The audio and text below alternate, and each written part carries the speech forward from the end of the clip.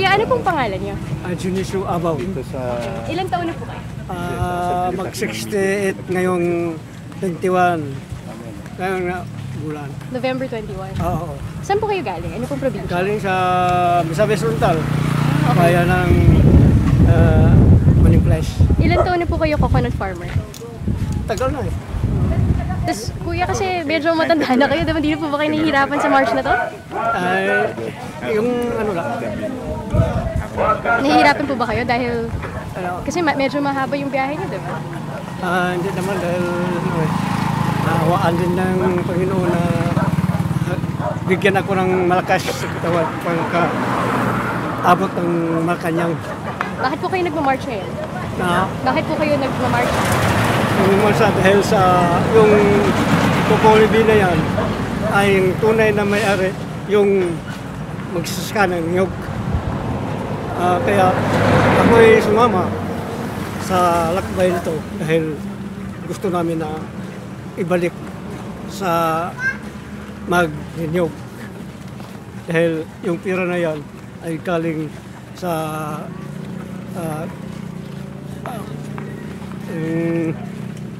aming mga magsasaka. Noon pa niyan kinukuha, kinakaltas ni Presidente Marcos sa 73. Yun, pag-umpisa na yan. Bawat kilo, 100 kilos, ginawa sa akin. Magkano po yung bayad dati?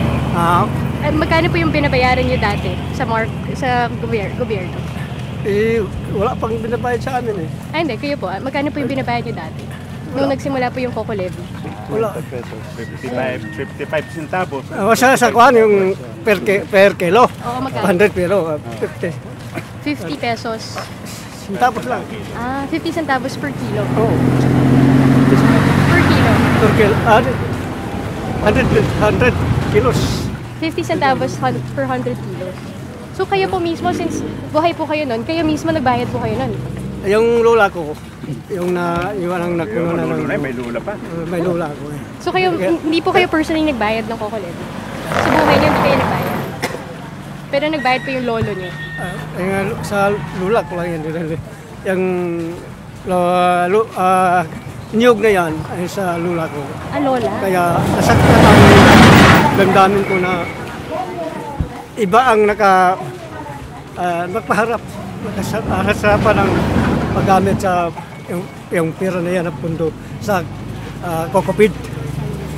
Kaya kahit matanda na ako, sumali rin ako ng paglalakbay upang makamit namin ang magandang kinabukasan para sa lahat, ng pagkalahatan na manginiyog.